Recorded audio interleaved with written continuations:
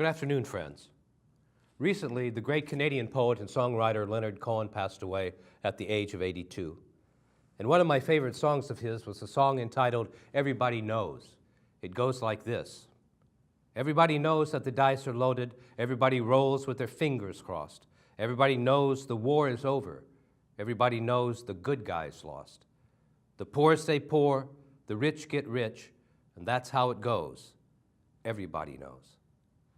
For the majority of Americans, the iconic story of Horatio Alger, the idea that a poor guy could get through hard work and persistence, that he could pull himself up by his bootstraps to success, is looking more and more like a fairy tale rather than a realistic dream of upward mobility. Well, for many people, the idea of the American dream has turned into the American struggle for adequate economic and emotional security. More and more people are realizing that no matter how hard they try to get ahead, to pay their bills, to put a little money aside for the future, it's next to impossible to accomplish. And many are losing hope, not only in the possibility to achieve their own success, but in the hope that at least their children and their grandchildren will have a better and more prosperous life than they did. In other words, the American people are losing hope in the future. And with the current Republican administration firmly entrenched in Washington, it would appear that the American experiment of a democracy based on the pillars of equity and justice for all is crumbling into, at best, an oligarchy ruled by corporate elites, and at worst, a kleptocracy. A far cry from the great society envisioned by President Lyndon Johnson in the not-too-distant past. Is there still a level playing field in America? Is there still equal opportunity and fairness for the poor and working class in this country? Or were those ideas really only myths and political slogans perpetuated by those in power who have stacked the deck and loaded the dice against the very people that they are supposed to represent? Today, I will be joined by author Jerry Fowler to discuss these and similar questions as we explore his recent book entitled The Myth of the Level Playing Field. Mr. Fowler studied political science, history, and economics at the University of Illinois in Champaign, Urbana. He also attended Harvard Law School and graduated from the University of Michigan with a Master of Social Work degree, and for the past 50 years has practiced both publicly and privately as a psychotherapist. I hope you enjoy the discussion. Good afternoon, friends, and welcome to the program. I'm joined this afternoon by my friend Jerry Fowler. May I call you Jerry? Please do. Good. Welcome, Jerry. Welcome to the program. I really enjoyed your book. A friend of mine, Jay Immenheiser, put me onto your book. I read it. I thought, wow, I really want to talk to the man that read this book. I was very impressed with your book. It's very informative. I learned a lot from reading your book, especially about questions of social inequality. And tell me, why did you, can you describe, how would you describe your book, and why did you decide to write it at this particular time? It's interesting that you asked that question because maybe 10 years ago I was driving in Arcata and I saw a car that had a bumper sticker on it that said, "If you think the system is working, ask somebody who isn't." And I thought, huh? I didn't get that at all. Mm-hmm. But it percolated in my mind, and I became aware of the fact as the meltdown of 2008 occurred, and there was really a lot of fear that maybe there's some things I was missing. And then, I don't know, since the Clintons tried to do health care reform in '93, I was aware that there were upwards of 15, maybe more than that, % of the American population did not have access to health care. And I thought, gosh, that'd be pretty painful. And one of the reasons I was aware of that was because I was reared a Christian Scientist and I didn't have access to health care because it was considered the work of the devil. And so I lived my childhood in fear of injury, breaking a bone, etc., because I knew I wasn't going to give access to health care. And so When I left that church and left that belief system, it was a great relief at age 25 to be able to go to the doctor when I was hurt.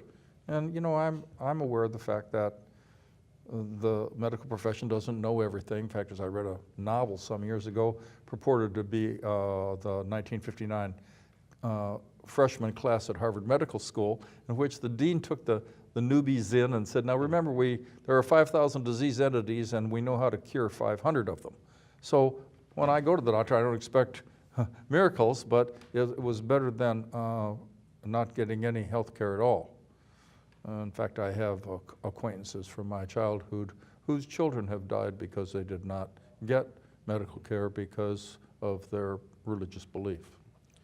Well, your book is very comprehensive, and you explore social inequality in your book in terms of food and access to health care, personal safety, education, housing, money. But I mean, it seems to me that you could make an argument that, you know, your book is really more about health than anything else. And I was interested that you, the definition that you gave in your book, following the definition said of the World Health Organization, you define health as a state of complete physical, mental, and social well-being, and not merely the absence of disease or infirmity. What was there about that particular notion of health that you picked up on to use? Well, in my work as a psychotherapist, often in the general public, the idea is, well, what is normal? Mm-hmm. And after a couple of decades of doing this work, I came to see that normal was a very, very different from what I considered to be healthy. And so I wanted to focus upon health rather than normal. For instance, sort of the average American will start having sex outside of marriage and get caught and do the right thing, and after 5 or 6 years of marriage stray and get a divorce, go through the bitterness involved in that, get lonely, horny, and start over again, so that, and the second marriages have an even lower percentage of success. By the time that individual gets to be around 45, they step back one day and take a look at their life to see how it's going. And if it's been going pretty well, they continue to chug on through for another 40 or 45 years. But if it hasn't been going very well, they start starting drinking, drugging, and seeing if they can hurry death along because it isn't worth it. And so it isn't just physical health and mental health that got me going on this. It was the understanding of Maslow's hierarchy of needs, in which he starts at the very bottom with the things you simply have to have in order to make life work. And that's how I organized the book. I started with food. I suppose I should have started with personal safety, because first of all, you have to survive. But then, you know, after that, you have to have shelter. You have to have food, and if you're going to survive for a while, you're going to need to have health care. So that, and you know, education and making money are higher up the scale as we move towards self-fulfillment. But just those basic needs made it so that I started saying, okay, let's take a look and see, based upon that bumper sticker, whether or not this is really going on. Is the promise of the Great Society, where Johnson recognized that there are a lot of people being left behind. That's why they created the War on Poverty. And then the generalization in our society was, well, things may not be, you know, exactly fair, but everybody gets an equal chance. It turns out that that's what we would now call in the era of Trump a alternative fact, better known by Chuck Todd of NBC Meet the Press. He called that a falsehood, and that's why I said it's a lie.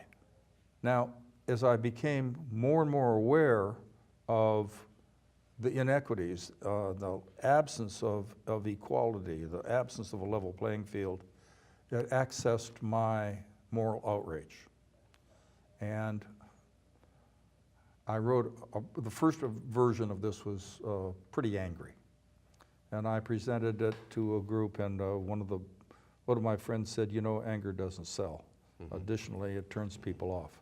So I went through the book, and I got rid of all the all caps sentences, and I got rid of all the exclamation points, stopped telling the reader how to feel, like they do on the music. You know, you watch a program now on TV, and the music's so loud you can't hear the words, but they're telling you what you're supposed to be feeling.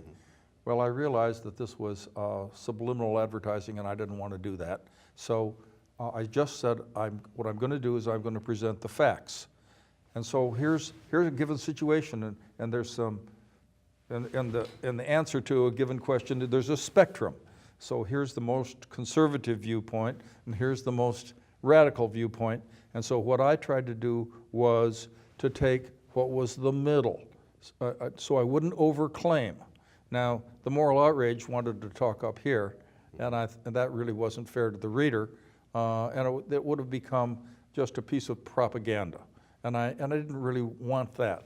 On the other hand, I didn't want to do all the denial that we get out of the Heritage Foundation. Mm-hmm. I wanted to present something that would be, if not totally objective, at least until I got to the conclusions and recommendations section at the end, I wanted it to be something that people could take to the bank as accurate. Well, I think that you certainly accomplished that. And I mean, if you look at FDR and the New Deal, I mean, this a quest to create social equality really began there in a very profound and real way. But the Republicans were always against this. I mean, the conservatives were always against this, including the conservative Democrats, right? And it was like that, statement, never give a sucker an even break, right? And even FDR himself said that, the greatest thing that he did was he preserved capitalism, saved capitalism, right? There was a risk that the country was going to go communist. I'm struck by how in today's political climate, I think you could make the argument that, well, ever since the New Deal, ever since there was at least an attempt to create social equality in this country, a conscious, intentional policy to create social equality in this country, these conservative Republicans and conservative Democrats have been against this. They've called it socialistic, and it's difficult, I think, for many people certainly in Western Europe to understand what the problem is. And let me share something out of your book here in the introduction, the foreword to your book. You said, on average, the real incomes of middle-class families have grown twice as fast under Democrats as they have under Republicans, while the real incomes of working poor families have grown 6 times as fast under Democrats. These statistics suggest that escalating inequality is not simply an inevitable economic trend, but that a great deal of economic inequality in the contemporary United States is specifically attributed to the policies and the priorities of Republican presidents. Why do we have a Republican president? Okay, so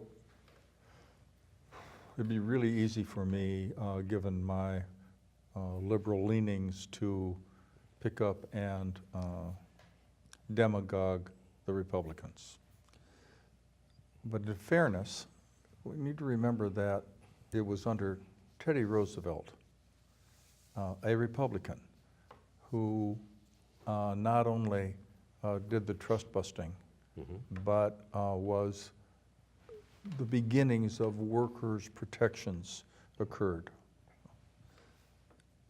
I do agree with you that in my lifetime, I was born in '39, it seems as though every forward-looking, citizen-enhancing support has been fought tooth and nail by Republican legislators and the Republican Party in general.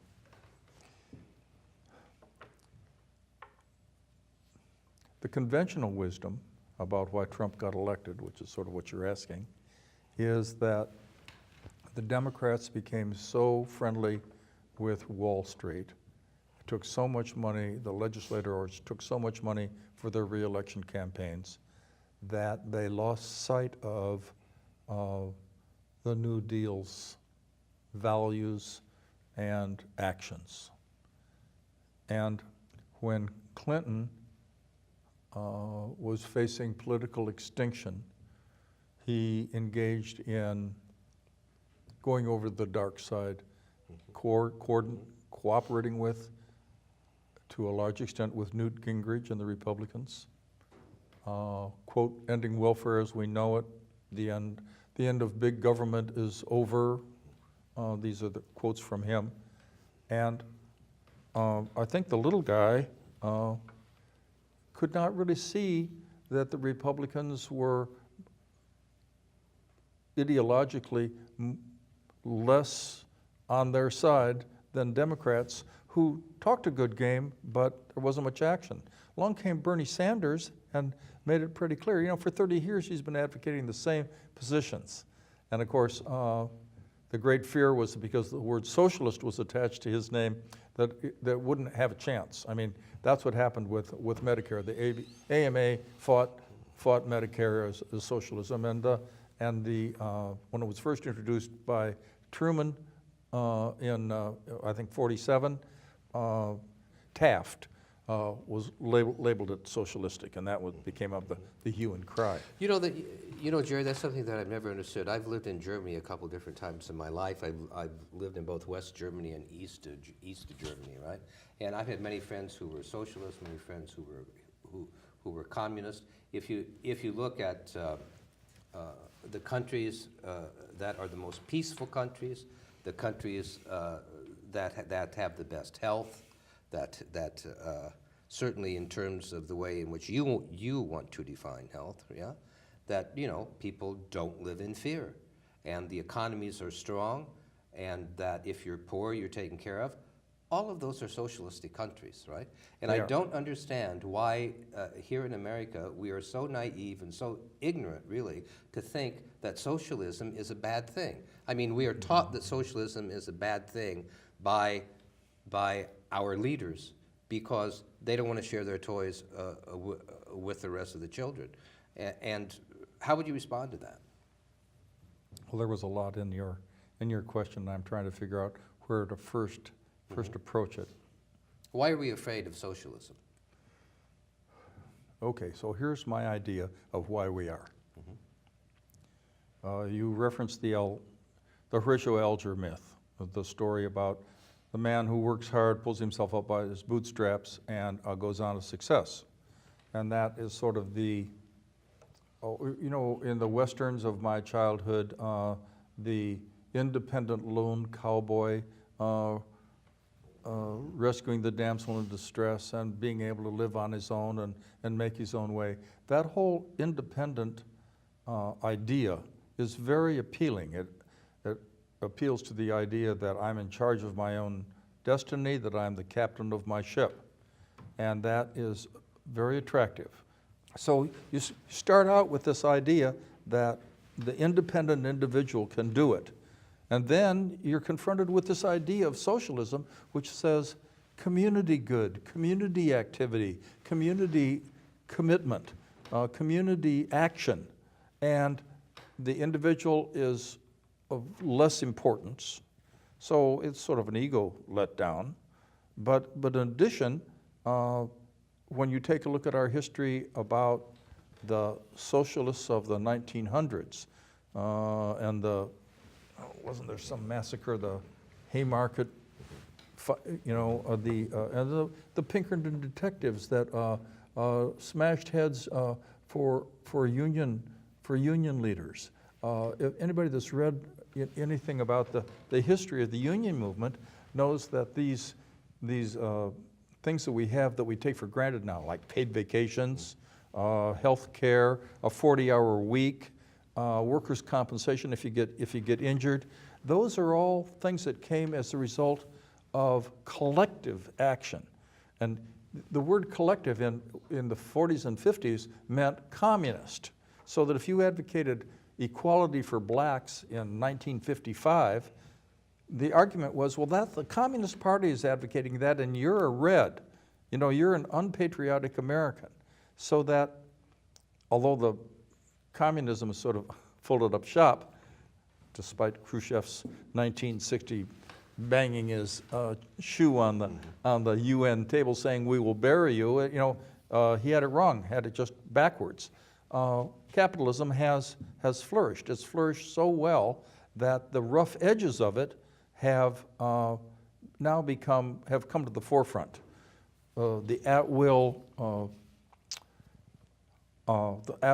employment contract, the right to work laws in many states that essentially cut the legs out from underneath unions, the decrease in union membership from it used to be maybe a third of the workforce, and now it's I think around 10%. All of these trends have made making money as the goal. And when, if you remember that movie Wall Street with Michael Douglas, and then that Greed is good. yeah, Greed and is good. I was just going to say the arbitrager that went to Harvard Business School and his speech said greed is good. Well, greed is not good. Making a reasonable profit on the work that you do is necessary. And when an organization is profitable, then you need to remember that an awfully high percentage of the effort was done by the workers. And so how come we're paying the CEOs, whatever it is, 1,500 times what we're paying the least of the employees of that organization? You know, that ice cream place, Ben and Jerry's, for a long time they operated on the, I think it was 10-to-1 rule.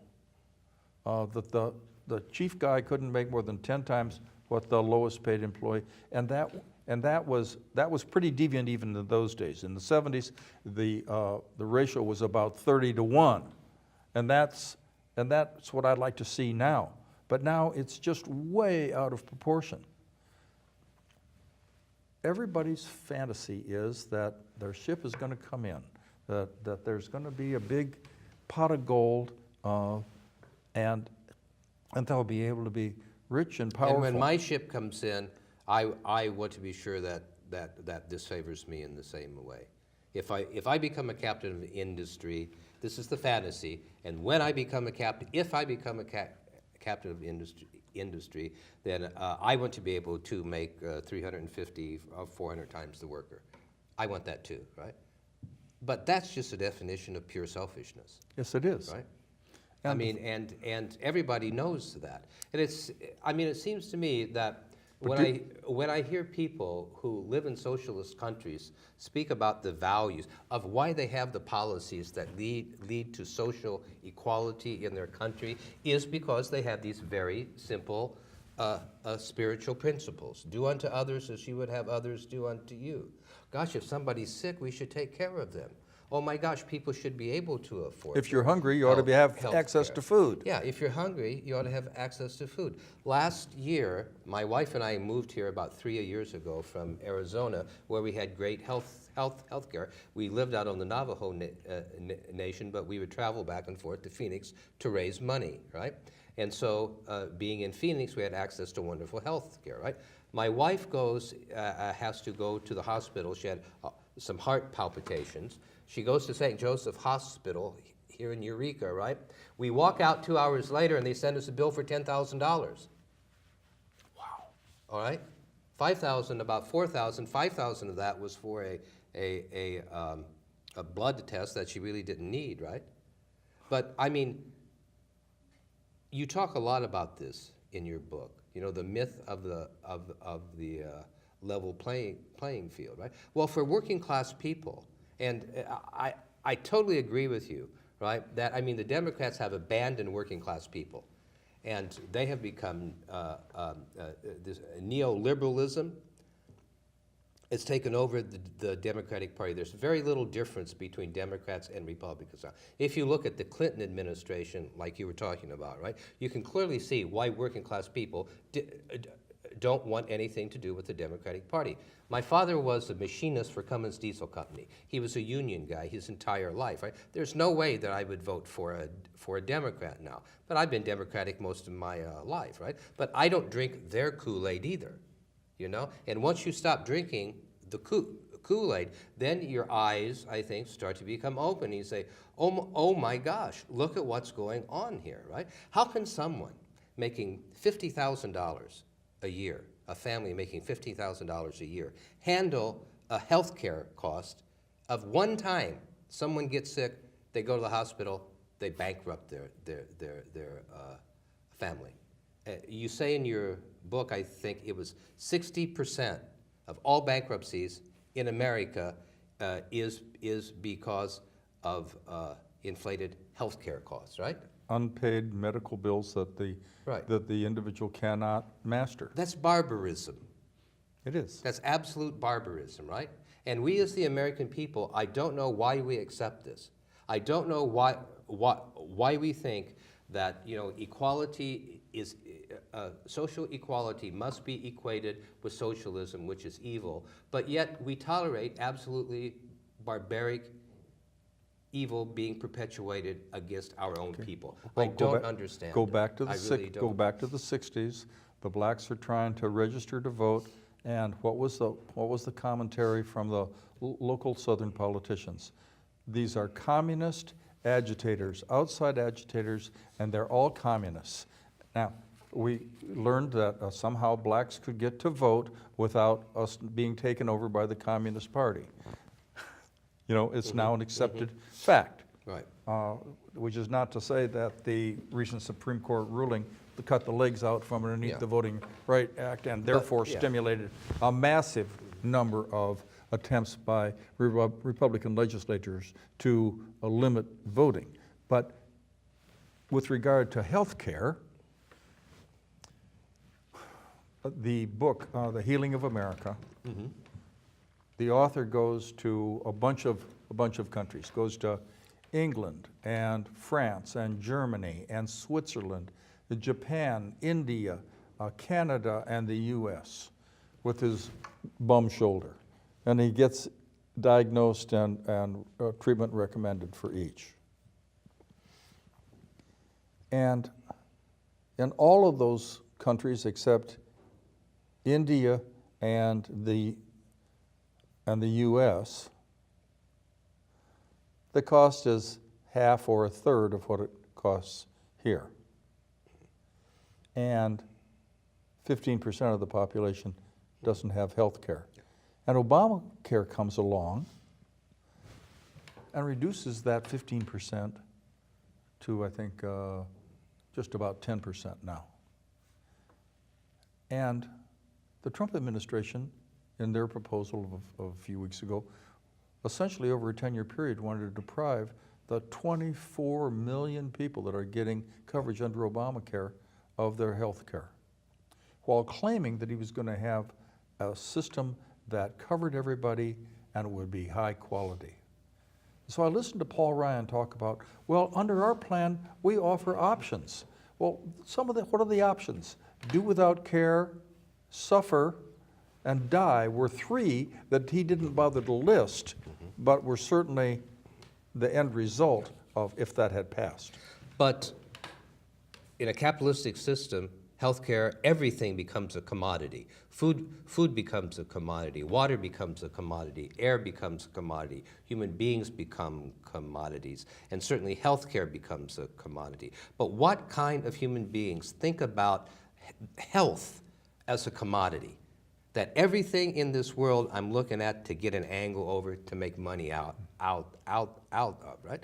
This is a radical position that is equally as amoral and equally as radical as any communistic form of government that I've ever known about. Just at the other end of the spectrum. It's just at the other end of the spectrum, right?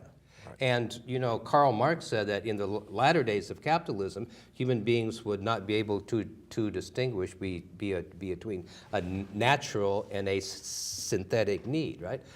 A natural need for human community, a natural need to express love and concerns for other, a natural need for unity and harmony and peace and health, right?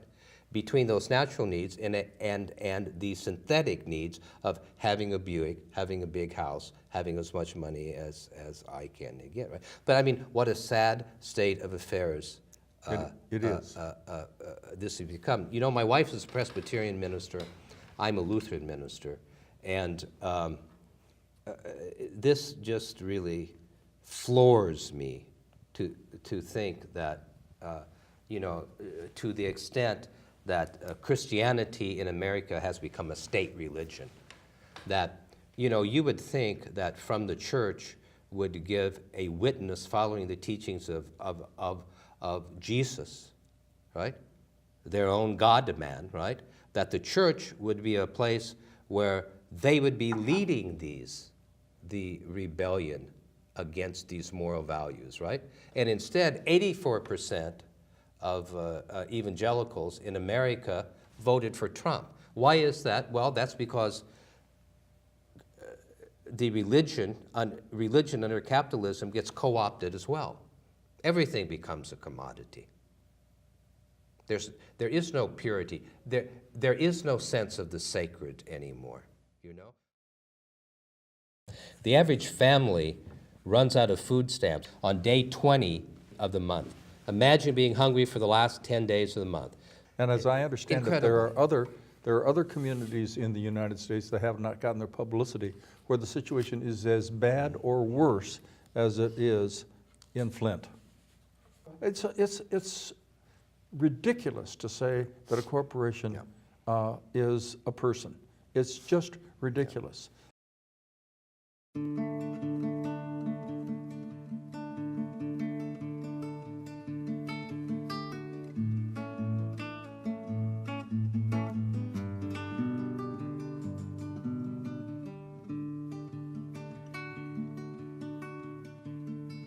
There's a north wind blowing strong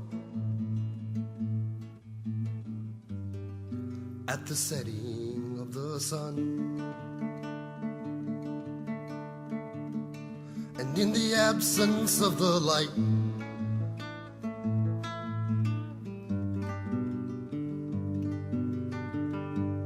with sky and water they become one.